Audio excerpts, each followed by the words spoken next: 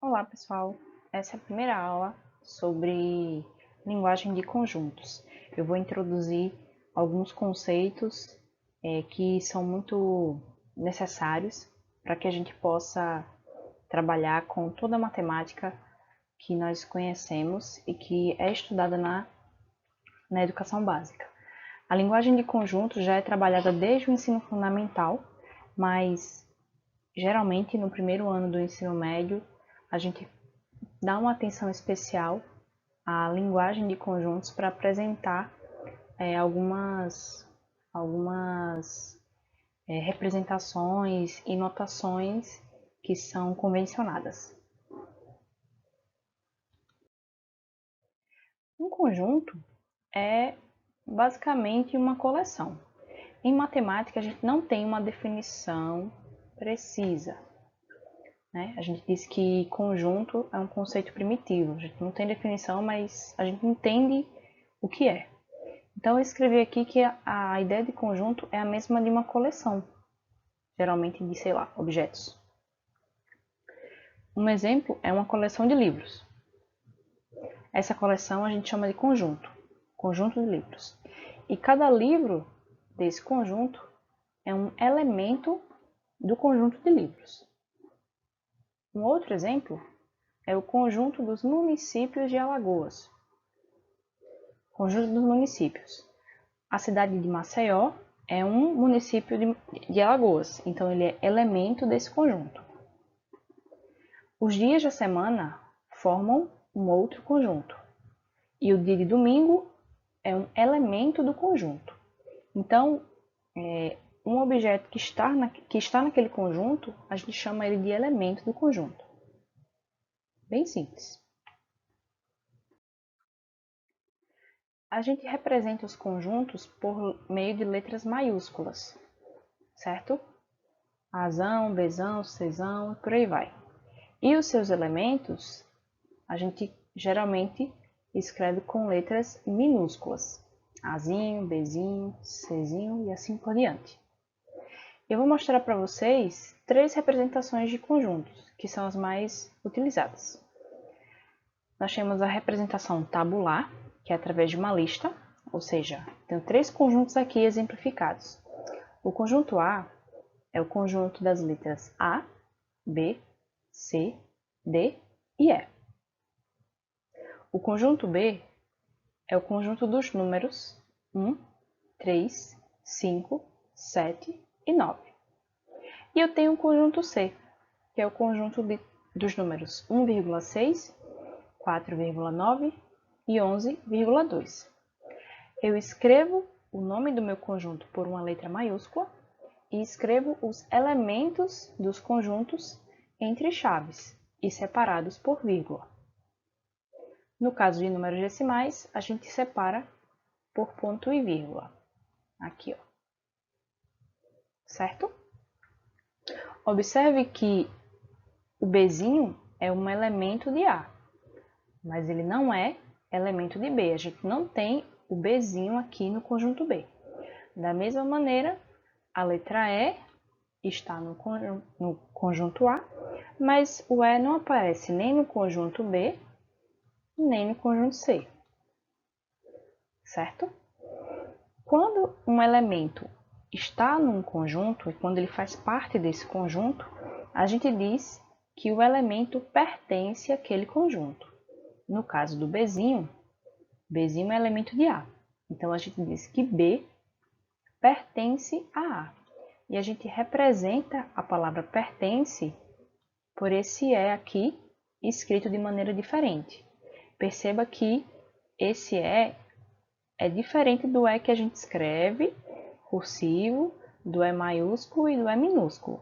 A gente tem que escrever o pertence da maneira que está escrito aqui. Agora, o Bzinho não pertence ao conjunto Bzão. Então, a gente escreve esse E, que a gente aprendeu agora, riscado com um traço. A gente simplifica a ideia, o texto, com essa simbologia.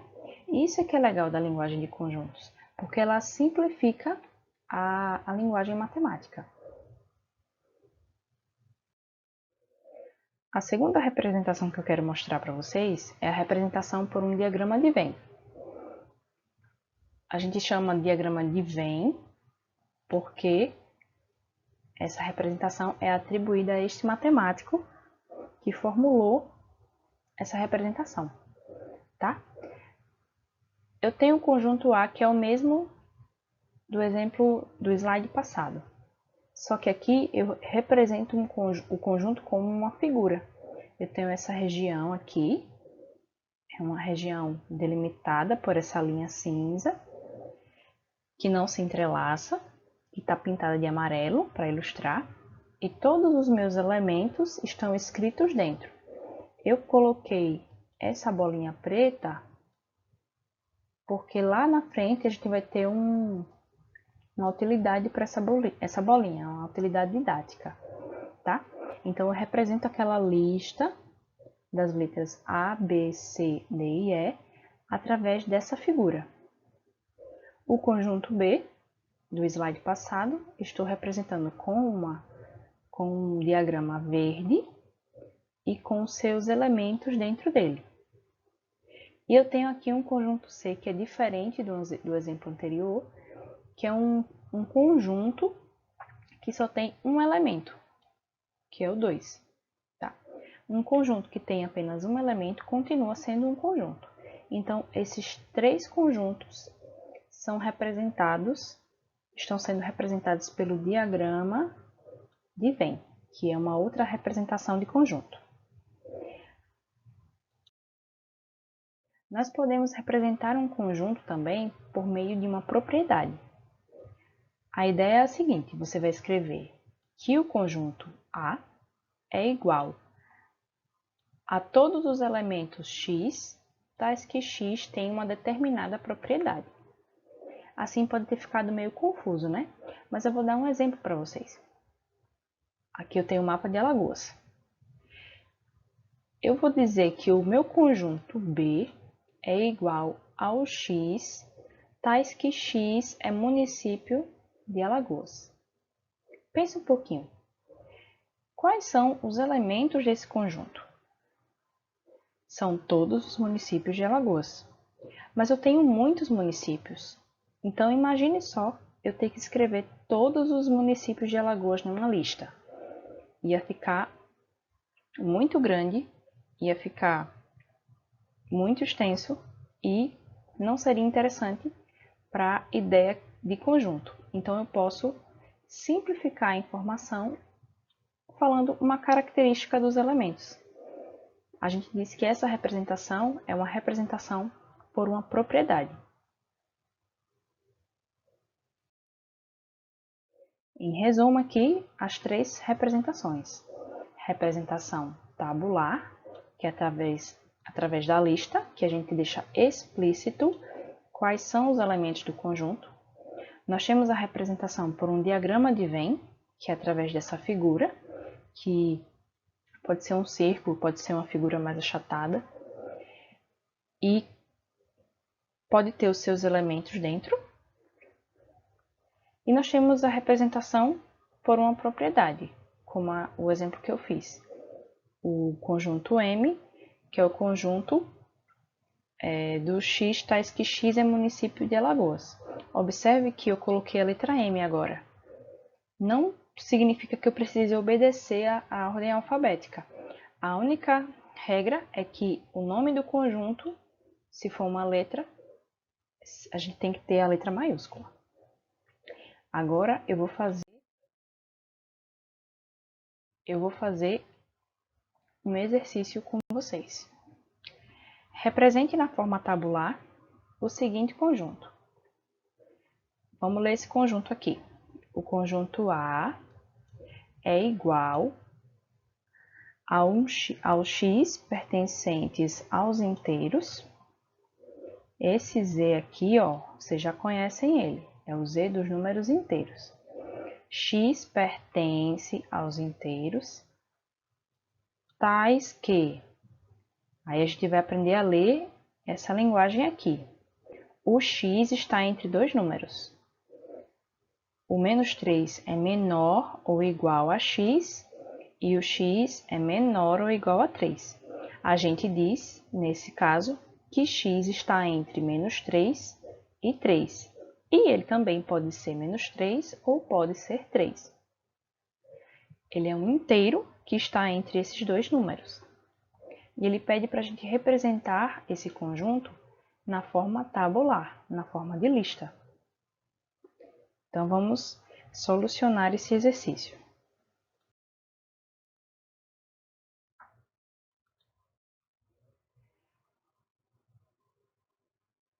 Eu posso escrever esse conjunto da seguinte maneira: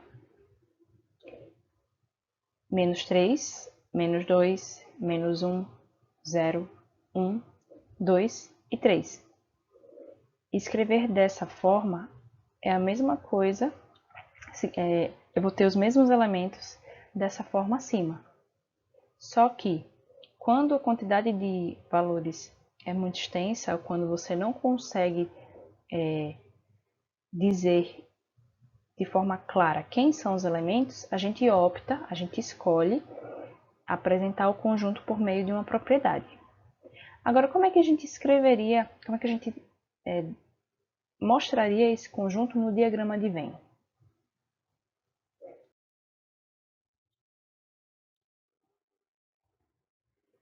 Ele ficaria dessa forma: conjunto A com essa figura e todos os elementos do conjunto A dentro dele.